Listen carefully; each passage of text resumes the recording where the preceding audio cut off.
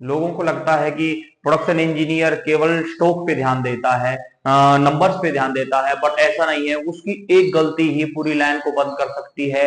आइए हम आपको दिखाते हैं कि प्रोडक्शन इंजीनियर का एक रियल दिन कैसा होता है, वो अपने पूरे दिन के कार्य में क्या क्या करता है। नमस्कार, मेरा नाम है कमल सिंह और मुझे प्रोडक्शन डिपार्टमेंट में 8 साल का एक्सपीरियंस है। और आप देख रहे हैं टाइम विद कमल। एक प्रोडक्शन इंजीनियर का काम शिफ्ट स्टार्ट होने से पहले ही चालू हो जाता है। सबसे पहले उसको देखना होता है कि उसकी मैन पावर कितनी है, कितने रिसोर्स में उसकी मैन पावर उपलब्ध है, शिफ्ट में उसको कितने बंदे चाहिए कि और कितने बंदे उसके प्रेजेंट हैं। और सेकेंडली उसको मशीन की हेल्थ देखनी है, क्या कोई मशीन अपनी ब्रेकडाउन में तो नहीं है। ब्रेकडाउन में है वो कितने टाइम से है, आगे इंफॉर्मेशन पास हुई है नहीं हुई है। दूसरा, मेटल की अवेलेबिलिटी, मतलब जो मेटल मशीन पे चल रहा है वो मेटल कितनी देर में खत्म होने वाला है, या फिर किसी ऐसा तो नहीं है किसी मशीन में मेटल खत्म हो गया है। ये सारी चीजें उसको अंडरस्टैंड करनी पड़ती है शिफ्ट स्टार्ट होने से पहले ही। फिर उसके बाद होता है सेफ्टी रेडीनेस, मतलब जो सारी मशीनें हैं उसके सेफ्टी इक्विपमेंट हैं वो अप टू रेडी है या नहीं है। जैसे किसी मशीन का emergency guard, emergency photo guard, जो फोटो इलेक्ट्रिक सेंसर होता है वो काम कर रहा है नहीं कर रहा है, किसी मशीन का सेफ्टी गार्ड काम कर रहा है नहीं कर रहा। जो मैन पावर है उसने सेफ्टी के प्रॉपर इक्विपमेंट पहने नहीं पहने, प्रॉपर पीपीई वियर है या नहीं है, वो सारी चीजें उसको अंडरस्टैंड करनी पड़ती है। और जैसे ही स्टार्ट हो जाती है, अगर ये प्रॉब्लम फर्स्ट स्टार्टिंग में ही आ जाती है तो फिर बंदा पैनिक होना स्टार्ट हो जाता है।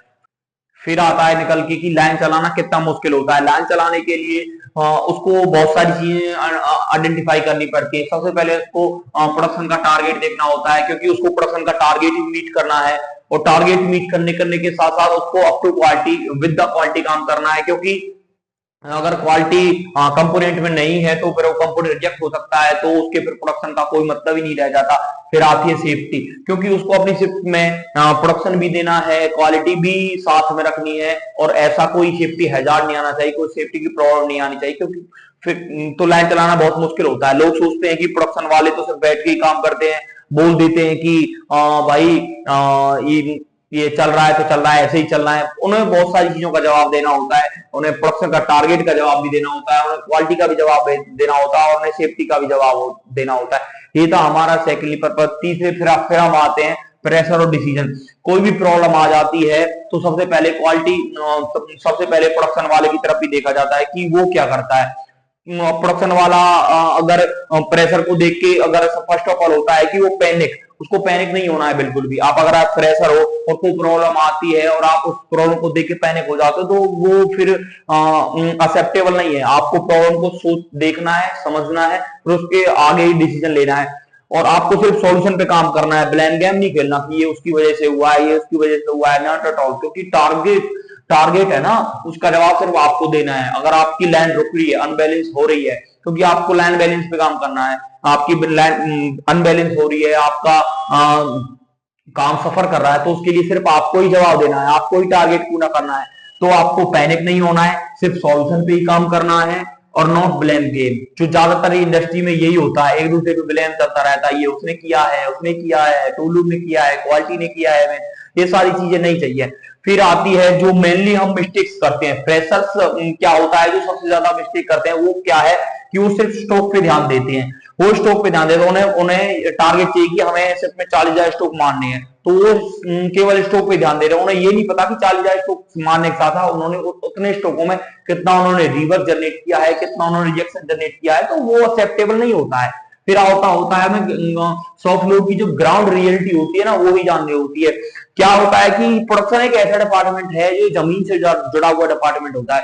प्रोडक्शन वाला ही सारी इंडस्ट्री को चला सकता है, तो उसको छोटी छोटी बारीकियां होती है, जो छोटी छोटी सॉफ्ट लोड की चीजें होती है वो आइडेंटिफाई करनी होती है, उनको देखना पड़ता है, हर एक चीज को ऑब्जर्व करना पड़ता है, चाहे वो मशीन से रिलेटेड हो या आदमी से रिलेटेड हो, या फिर किसी आपके अपने इक्विपमेंट से रिलेटेड हो या आपके किसी मेथड से रिलेटेड हो, वो सारी चीजें हैं। फिर होता है कि मेनली फ्रेशर लोग क्या करते हैं कि ऑपरेटर की नहीं सुनते, बट ये सबसे बड़ी मिस्टेक होती है हमारी, क्योंकि ऑपरेटर ही वहां का वो ऑपरेटर या वो चीज होती है कि उसको ना ग्राउंड रियलिटी पता होती है। सबसे ज्यादा पेन उसी को होता है, क्योंकि वो वहां पे पूरी शिफ्ट में कंटिन्यू काम करता है, क्योंकि वो 24 घंटे काम करता है वहां पे। शिफ्ट चेंज हो रही है, ऑपरेटर फिर भी आ रहा है, दूसरी शिफ्ट चेंज हुई, ऑपरेटर आ रहा है, उस मशीन पे कंटिन्यू काम कर रहा है, तो उसका पेन सबसे ज्यादा उसी को पता होगा, मशीन में क्या प्रॉब्लम आती है, टूल में क्या प्रॉब्लम आती है। तो हमें सबसे ज्यादा ऑपरेटर से बात करनी है, डिस्कस करना है कि क्या प्रॉब्लम आती है, यहां से हमें सबसे ज्यादा मदद मिलती है।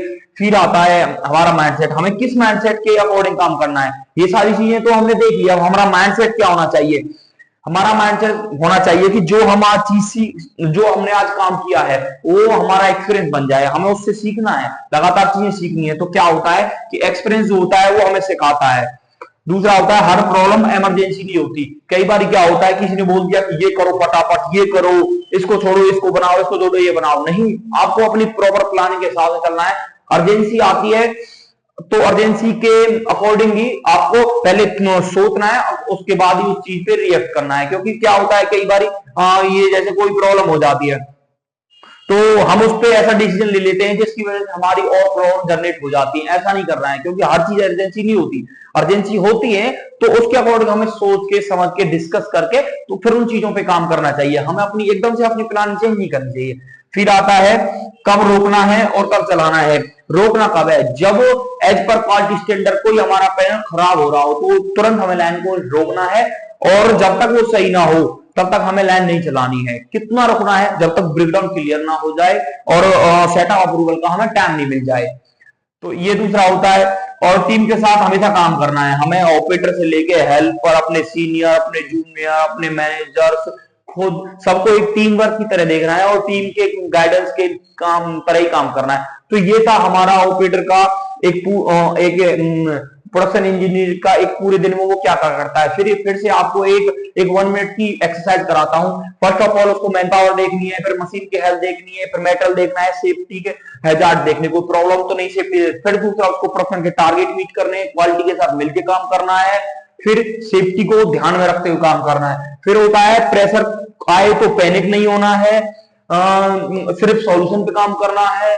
तीसरा ब्लेम गेम नहीं खेलना है, सिर्फ प्रोडक्शन पे ही ध्यान नहीं देना, क्वालिटी पे भी ध्यान देना है। यहाँ पे ग्राउंड फ्लोर की जो रियलिटी है वो ध्यान रखनी है, सॉफ्ट फ्लोर पे क्या हो रहा है, ज्यादा से ज्यादा टाइम हमें अपना सॉफ्ट फ्लोर पे निकालना है। फिर होता है ऑपरेटर की सुनना, ऑपरेटर की सबसे ज्यादा सुननी है हमें, उसी को सबसे ज्यादा पेन होता है।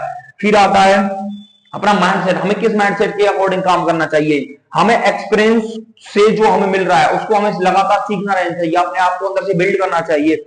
डिसीजन मेकिंग की हमें अपनी जो अंदर वो है उसको बढ़ाना चाहिए। हर प्रॉब्लम इमरजेंसी नहीं होती, इस बेसिस पे काम करना है। एक पहले डिस्कशन करके ही चीजों को आगे बढ़ाना है।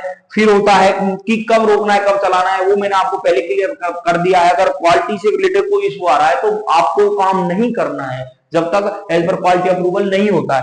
फिर आता है टीम के साथ मिलकर काम करना है। जैसे ही टीम वर्क में आप धीरे धीरे डलते जाओगे तो चीजें धीरे धीरे इंप्रूव होती जाती हैं। क्योंकि प्रोडक्शन में काम करना इतना आसान नहीं है, बस एक बार जो प्रोडक्शन में काम करना सीख गया तो वो बंदा बहुत ऊपर तक जाता है। ये बात तो मेरे उन फ्रेशरों के लिए है और उन फ्रेशर भाइयों के लिए है जो अभी इंडस्ट्री में नए नए आ रहे हैं। एक बार प्रोडक्शन में आप काम करना मुश्किल है, बहुत मुश्किल है, बट आपने एक बार काम कर लिया तो आपकी स्टेबिलिटी भी बहुत है, यहाँ पे आपकी वैल्यू भी बहुत है। तो ये था एक इंजीनियर का पूरे दिन का रोल और रेस्पॉन्सिबिलिटी, वो अपने पूरे दिन में क्या क्या काम करता है, क्या क्या उसको प्रॉब्लम आती है, क्या क्या उसको देखना पड़ता है। एज ए फ्रेशर हमें क्या डिसीजन लेने होते हैं, एज ए एक्सपीरियंस हमें पूरे दिन में क्या सीखना होता है, ये सारी चीजें होती हैं। ऐसी ही जानकारी के लिए, ऑटोमोबाइल इंडस्ट्री से रिलेटेड और प्रोडक्शन से रिलेटेड जानकारी के लिए आप हमारे चैनल को फॉलो करें, टाइम विद कमल, और कमेंट बॉक्स में अपनी राय दें और कमेंट करके बताएं कि आप अभी स्टूडेंट हैं या वर्किंग हैं। Thank you.